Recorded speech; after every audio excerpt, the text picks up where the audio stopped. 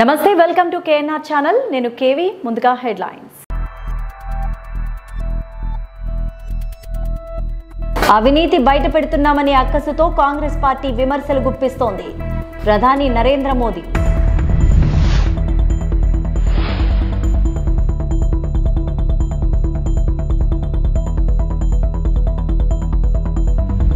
విశాఖను అన్ని రంగాల్లో అభివృద్ధి చేస్తా రాష్ట్ర ముఖ్యమంత్రి వైఎస్ జగన్మోహన్ రెడ్డి వెల్లడి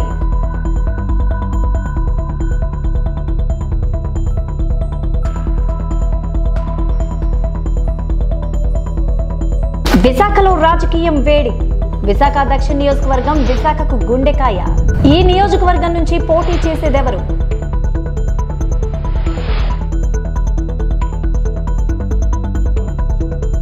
అవినీతిని బయట పెడుతున్నాననే అక్కసుతో కాంగ్రెస్ పార్టీ తనపై విమర్శలు చేస్తోందని ప్రధాని నరేంద్ర మోదీ అన్నారు. కుటుంబ పాలన సాగించే వారిలో అభద్రతా భావం ఎక్కువ అని చెప్పారు. సంగారెడ్డిలో బీజేపీ ఆధ్వర్యంలో నిర్వహించిన విజయ సంకల్ప సభలో ఆయన మాట్లాడారు. విదేశాల్లో తెలుగు ప్రజలు కీలక భూమిక పోషిస్తున్నారన్నారు. కాశ్మీర్ నుంచి కన్యాకుమారి వరకు కుటుంబ పార్టీలు పాలించాయని ఆ పార్టీలు ఉన్న చోట ఆయా కుటుంబాలు బాగుపడ్డాయన్నారు. రాష్ట్ర యువత కలలను సాకారం చేస్తామని 70 ఏళ్ల కాంగ్రెస్ చేయలేని పని 10 ఏళ్లలో చేసి చూపామన్నారు. కాంగ్రెస్ భారస రెండు ఒక్కటేనని ఆ పార్టీలు కుమ్మక్కయ్యాయని ప్రజలందరికీ అర్థమైందన్నారు. तेलंगाना के लोगों ने कांग्रेस को मौका दे दिया। आप जानते ही हैं कि बीआरएस हो या कांग्रेस, दोनों एक जैसी ही पार्टियां हैं, एक ही सिक्के की दो बाजू हैं। बीआरएस कांग्रेस में गठबंधन है कि नहीं है वो तो तेलंगाना वाले बताएंगे, लेकिन दुनिया को ये पता है कि बीआरएस और कांग्रेस के बीच घोटाला बंधन बहुत मजबूत है। घोटाला बंधन है उनका। गठबंधन यहां की जनता जानती है, घोटाला बंधन सारी दुनिया जानती है। घोटाला बंधन यानी तेलंगाना की लूट में दोनों एक दूसरे को कवर फायर देते हैं, कवर फायर। आप देखिए बीआरएस के लोगों ने कालेश्वरम घोटाला करके किसानों से करोड़ों रुपए लूटे। लूटे कि नहीं लूटे? लूटे कि नहीं लूटे? लेकिन अब कांग्रेस क्या कर रही है भाई? चुप बैठी है। ये लोग बीआरएस के घोटालों की जांच तक नहीं करा रहे हैं, ऊपर से फाइलें खोज खोज करके दबा रहे हैं, क्योंकि इन्हें लगता है कि इनके भी कई लोग बीआरएस के साथ घोटाले में शामिल है। इन्हें डर है कि इनकी सरकार में जो खेल चल रहा है कहीं वो खुलकर सामने ना आ जाए। విశాఖను అన్ని రంగాల్లో అభివృద్ధి చేసే దిశగా ప్రణాళికలు సిద్ధం చేస్తున్నట్లు రాష్ట్ర ముఖ్యమంత్రి వైఎస్ జగన్మోహన్ రెడ్డి తెలిపారు. మంగళవారం విశాఖలోని రాడిసన్ బ్లూ హోటల్లో విజన్ విశాఖ పేరిట ప్రత్యేక కార్యక్రమం నిర్వహించారు. ఈ సందర్భంగా సీఎం జగన్ మాట్లాడుతూ విశాఖను ఎకనామిక్ గ్రోత్ ఏంజన్లా మారుస్తామని, విశాఖ ఇంకా చాలా అభివృద్ధి చెందాల్సి ఉందన్నారు. అమరావతి రాజధానికి మేం వ్యతిరేకం కాదని, అమరావతి శాసన రాజధానిగా కొనసాగుతోందన్నారు. స్వార్థ ప్రయోజనాల వల్ల విశాఖ ప్రయోజనాలు దెబ్బతింటున్నాయని, వచ్చే ఎన్నికల్లో గెలిచిన వెంటనే విశాఖ నుంచే పాలన కొనసాగించడమే కాకుండా ఇక్కడే ప్రమాణ స్వీకారం చేస్తామన్నారు.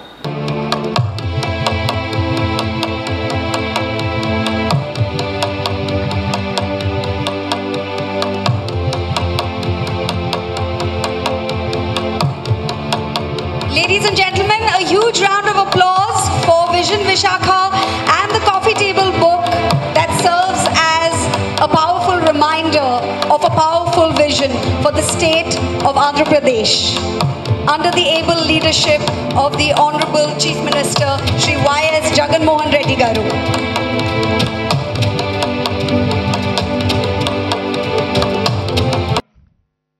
In fact, Today, all of us are gathered here to discuss about what Visakhapatnam means to all. Why does the state need Visakhapatnam? It's indeed a fact. Post-bifurcation, the successor state, that is the current state of Andhra Pradesh, has rendered a more an agrarian one. In fact, if one were to compare the figures of what the average contribution of primary sector into GSDP were to be at the national level when compared to the agriculture sector, we would come across a figure of 17 to 18% at the national level.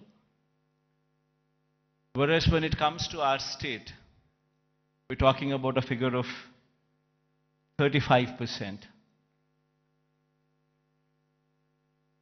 On one side, it is a projection that we are an agrarian state. But on the other side, it poses a challenge that no state can survive with these numbers until and unless the secondary and the tertiary sectors grow. And the contribution of the primary sector, that the agriculture sector, comes down. That means the growth should take place in such a way that the secondary sector and the tertiary sector continues to grow in a much faster pace than the agriculture sector. Only then we would be in a position to address the challenges that are posed. Only then you would see better growth rates. Only then you would see a situation where you can talk about economic boost. In fact, so much so is the challenge posed by the bifurcation that, in fact, we have lost out on Hyderabad. Now, why is it that Hyderabad is so very important to us? And why is it that we losing Hyderabad has an impact on the state? Bharatiya Janata పార్టీని మరింత బలోపేతం చేసే దిశగా ప్రతి కార్యకర్త నాయకుడు పనిచేయాలని BJP రాష్ట్ర అధ్యక్షురాలు దగ్గుపాటి పురంధరేశ్వరి అన్నారు. మంగళవారం విజయవాడ ప్రధాన కార్యాలయంలో గుంటూరు, చిత్తూరు జిల్లాలకు చెందిన పలువురు నాయకులు పార్టీలో చేరారు. వీరికి పురంధరేశ్వరి పార్టీ కండువా కప్పి పార్టీలోకి ఆహ్వానించారు. ప్రముఖ టాలీవుడ్ నిర్మాత చింతపల్లి రామారావు కూడా పురంధరేశ్వరి సమక్షంలో చేరారు. వ్యాపారవేత్త అయిన రామారావు వేదాక్షర మూవీస్ బ్యానర్ను స్థాపించి సినీ రంగంలోకి ప్రవేశించారు. ప్రధాని మోదీ నాయకత్వంలోని ప్రభుత్వం విధానాలు నచ్చాయని, అభివృద్ధి సంక్షేమమే సమంగా పరిగెత్తిస్తూ దేశాభివృద్ధికి మోదీ చేస్తున్న కృషి ఆకట్టుకుందని, అందుకే బీజేపీలో చేరుతున్నానని చింతపల్లి రామారావు వెల్లడించారు. ఇక సిద్ధార్థ్ గ్రూప్ ఆఫ్ ఇంజనీరింగ్ విద్యా సంస్థల అధినేత అశోక్ రాజు, కె సుధీర్ అనే ఒక సాఫ్ట్వేర్ సంస్థ అధినేత తదితరులు కూడా పురంధరేశ్వరి సమక్షంలో బీజేపీలో చేరారు. ఈరోజు ప్రధానంగా గుంటూరు మరియు చిత్తూరు జిల్లాల నుండి పార్టీలోకి పెద్ద సంఖ్యలో చేరినటువంటి విషయం మీరు అందరూ చూశారు. నరేంద్ర మోడీ గారు దేశానికి ఇచ్చినటువంటి స్థిరమైన పాలన, అన్ని వర్గాల వారికి న్యాయం చేయాలి అనేటువంటి సంకల్పం, భారతీయతను కాపాడటానికి వారు చేసినటువంటి కృషి, ఆంధ్ర రాష్ట్రానికి అందించినటువంటి సహకారం, వీటన్నింటినీ దృష్టిలో పెట్టుకుని నరేంద్ర మోడీ గారి దగ్గర నుండి స్ఫూర్తి పొందుతూ ఈ పార్టీలో కనుక, భారతీయ జనతా పార్టీలో కనుక మనం చేరినట్లయితే భారతీయ జనతా పార్టీలో అవినీతి అనే విషయానికి తావు లేదు. అదేవిధంగా కార్యకర్తలకి పెద్దపీట వేస్తూ నిజంగా కష్టించి పార్టీకి సేవ చేసినట్లయితే కార్యకర్తలకి ఇక్కడ గుర్తింపు ఉంటుంది అనేటువంటి విషయాన్ని గమనించి ఈ పార్టీలో ప్రతి కార్యకర్తకి న్యాయం జరుగుతుంది అనేటువంటి దృఢ విశ్వాసంతో, ఎందుకంటే ఇతర పార్టీలో మనం చూస్తున్నాం అక్కడ వారసత్వానికి అదేవిధంగా అంగబలానికి, అంగబలం రెండోది డబ్బు, ఈ రెండింటికి కూడా అక్కడ ప్రాధాన్యత ఉన్నటువంటి సందర్భంలో నిజంగా కార్యకర్తల్ని గౌరవించి వారికి గుర్తింపించేటువంటి పార్టీ భారతీయ జనతా పార్టీ మాత్రమే అని గమనించి ఈరోజు పెద్ద సంఖ్యలో చేరికలు జరగటం మనమందరం గమనించినటువంటి విషయం. ఈ సందర్భంలో పార్టీలోకి వచ్చినటువంటి వారందరికీ కూడా చేస్తున్నటువంటి అభ్యర్థన, భారతీయ జనతా పార్టీ సిద్ధాంతం ఏదైతే ఉందో, భావజాలం ఏదైతే ఉందో, విధానం ఏదైతే ఉందో వాటికి కట్టుబడి అంకిత భావంతో మీరు పార్టీని బలోపేతం చేయడానికి మీ వంతు కృషి చేస్తారు అని చెప్పి గట్టిగా విశ్వసిస్తూ మరి ఒక్కసారి ఈరోజు పార్టీలో చేరినటువంటి వారందరికీ కూడా శుభాకాంక్షలు తెలియజేస్తూ వారిని సాదరంగా హృదయపూర్వకంగా పార్టీలోకి ఆహ్వానిస్తున్నాను. స్వరాభిషేకం పాడుతా తీయగా తరహాలోని ఘంటసాల స్మారక పీఠం ఉత్తరాంధ్ర వ్యవస్థాపకులు స్వర సామ్రాట్ డాక్టర్ టి శరత్చంద్ర ఆధ్వర్యంలో ఐడల్ గాంధర్వ 2024 పేరిట విశాఖలోని అల్లూరి విజ్ఞాన కేంద్రంలో ఉత్తరాంధ్ర గాయని గాయకులు ఎంపిక కార్యక్రమం నిర్వహించారు. ఈ కార్యక్రమంలో ముఖ్య అతిథిగా ఘంటసాల సంగీత కళాశాల ఇంటర్నేషనల్ అమెరికా గేదెల దాము హాజరై కార్యక్రమాన్ని ప్రారంభించారు. ఈ సందర్భంగా నిర్వాహకులు శరత్చంద్ర, దాము పలువురు మీడియాతో మాట్లాడారు. స్వరాభిషేకం పాడుతా తీయగా కార్యక్రమాల ద్వారా ఎంతో మంది గాయని గాయకులు తెలుగు చిత్రసీమకు పరిచయం అయ్యారని, మన ఉత్తరాంధ్ర ప్రాంతం నుంచి గాయని గాయకులు వారిలో ఉన్న సృజనాత్మకతను వెలికి తీసేందుకు ఈ కార్యక్రమం నిర్వహిస్తున్నామని తెలిపారు. అల్లూరి విజ్ఞాన కేంద్రంలో ఐడల్ గాంధర్వ పోటీలు ఘనంగా నిర్వహించారు. ఈ కార్యక్రమంలో హెచ్పిసిఎల్ ప్రతినిధి శర్మ, సిహెచ్వి సత్యనారాయణ, జేఎంఆర్ నెహ్రూ, ప్రముఖ ఆధ్యాత్మికవేత్త ఎంవి రాజశేఖర్లు పాల్గొన్నారు. కమిటీ సభ్యులు వాళ్ళు అందరూ కూడా ఇక్కడ స్థలం లేకపోయినప్పుడు కూడా ज्वालमाला तुकलम भात विशेष परम सराट राजाय राजाय प्रसिद्ध सर्व भोर्भु स्वर ईशान सर्वज्ञान कन्याकुमार में तन्नो विष्णु प्रचोद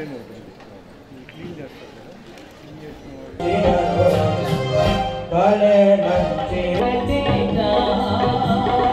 नमो तिरुमले नमो नमो तिरुमले అమర గాయకులు ఘంటసాల గారు రికార్డెడ్గా ఉన్నటువంటి వాయిస్లో వింటే నా తరువాత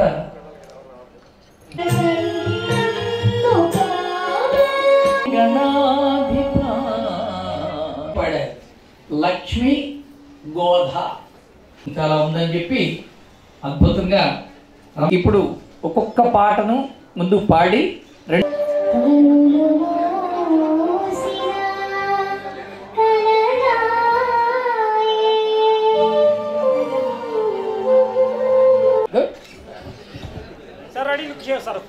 సుమారు అమెరికాలో 41 years నుంచి అక్కడ ఉంటున్నాము. ఈరోజు అంటే నిన్నటి నుంచి మన ఐడల్ గంధర్వతో ప్రారంభించారు డాక్టర్ శరత్చంద్ర గారు. చాలా సంతోషం.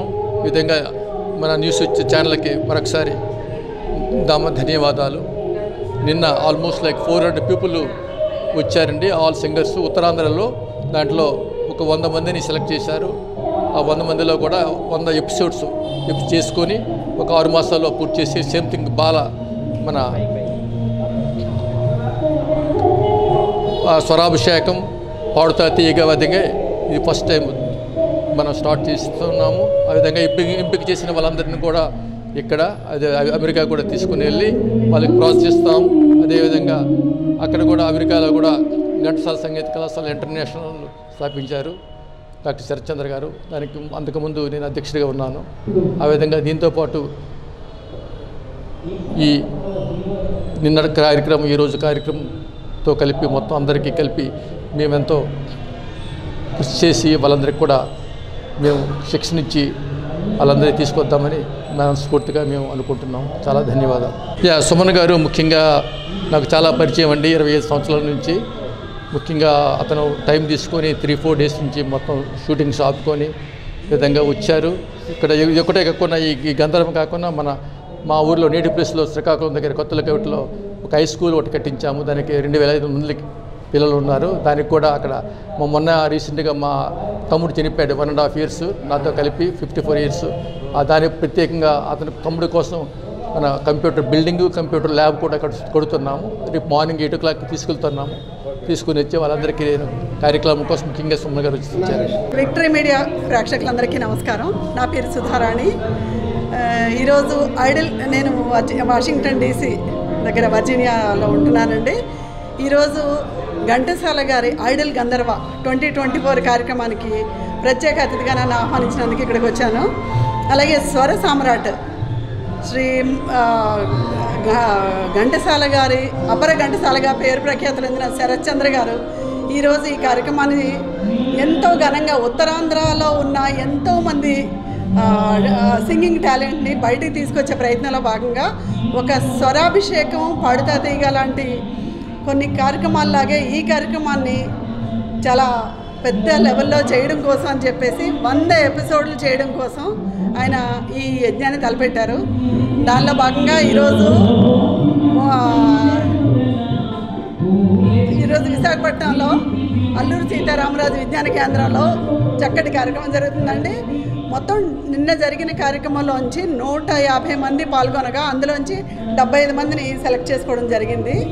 ఇంకా అన్ని జిల్లాల్లో కూడా ఇలాగే కార్యక్రమాలు చేస్తూ ఫైనల్గా అమెరికాలో కూడా చేసి మొత్తం 100 ఎపిసోడ్ల కింద ఘంటసాల గారి 100 year సెలబ్రేషన్లు పురస్కరించుకొని 100 ఎపిసోడ్లుగా ఈ కార్యక్రమాన్ని చేయడానికి శరత్ చంద్ర గారు తలపెట్టిన కార్యక్రమం నిర్విఘ్నంగా జరగాలని మనస్ఫూర్తిగా కోరుకుంటున్నాను. విశాఖలో రాజకీయం వేడెక్కింది. ముఖ్యంగా విశాఖ దక్షిణ నియోజకవర్గం విశాఖకు గుండెకాయతో సమానం.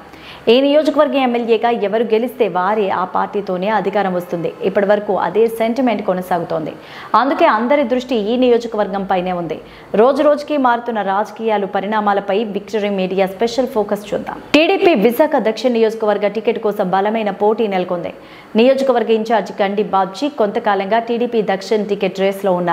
సినిమా నిర్మాత, ప్రముఖ సంఘ సేవకుడు, Upakara charitable trust founder Kancharla Achyutarao పోటాపోటీగా టీడీపీ టికెట్ కోసం ప్రయత్నిస్తూ అంతే పోటాపోటీగా పార్టీ ప్రచార కార్యక్రమాలు నిర్వహిస్తున్నారు. ఈ నేపథ్యంలో టీడీపీ దక్షిణ ఎమ్మెల్యే టికెట్ నిర్మాత, సంఘ సేవకులు కంచర్ల అచ్యుతరావుకి ఖరారైనట్లు విశ్వసనీయంగా తెలుస్తోంది. అయితే టీడీపీ, జనసేనల తొలి జాబితా టికెట్స్ ప్రకటించడంతో రెండో జాబితాపై చర్చల్లో భాగంగా విశాఖ దక్షిణ టీడీపీకి కంచుకోటగా ఉంది కనుక ఇక్కడ టీడీపీ అభ్యర్థికి టికెట్ ఇవ్వడం ఖాయమని అధిష్టానం నిర్ణయించడంతో పాటు లోకల్ సర్వే ఆధారంగా నిర్మాత కంచర్లకి టీడీపీ టికెట్ కేటాయించే అవకాశం ఉందని కొంత సమాచారం. పార్టీ కోసం ప్రజలకు సేవ చేయాలనే సంకల్పంతో కొంతకాలంగా టీడీపీ అధినేత చంద్రబాబు, లోకేష్లతో టచ్లో ఉండడంతో పాటు విశాఖలో ఎన్నో సేవా కార్యక్రమాలు చేస్తున్నారు. అలాగే ఎంపీ అభ్యర్థి శ్రీ భరత్, నారా లోకేష్ల మద్దతులు కూడా ఉండడంతో కంచర్లకే టికెట్ కేటాయిస్తారని అతని అనుచరులు చెప్తున్నారు. పైగా కంచర్లకు మాజీ మంత్రి, టీడీపీ సీనియర్ నేత అయ్యన్న పాత్రుడు ఆశీస్సులు పుష్కలంగా ఉన్నాయి. అయితే కంచర్ల టికెట్ను అధికారికంగా ప్రకటించవలసి ఉంది. అంతవరకు ఈ సస్పెన్స్ తప్పదు. కాగా నిర్మాత కంచర్ల అచ్యుతరావు ఉపకార చారిటబుల్ ట్రస్ట్ పేరిట గత 20 సంవత్సరాలుగా ఎన్నో సేవా కార్యక్రమాలు నిర్వహిస్తున్నారు. విద్యార్థులకు ఉపకార వేతనాలు, వినాయక, దుర్గాదేవి ఉత్సవాలకు విరివిగా విరాళాలు ఇవ్వడం ఆనవాయితీగా వస్తోంది. తన కుమారుడు ఉపేంద్రతో ఒకేసారి 6 సినిమాలు తలపెట్టి ఉపేంద్రగాడి అడ్డా సినిమా విడుదల చేసి సినిమా ఇండస్ట్రీలో కూడా అడుగుపెట్టారు. ఇప్పటికే ప్రజలకు పలు రకాలుగా సేవలు అందిస్తున్న కంచర్ల అచ్యుతరావు ప్రజా ప్రతినిధి అయితే ప్రజలు మరిన్ని సేవలు అందిస్తారని రాజకీయ పరిశీలకులు భావిస్తున్నారు.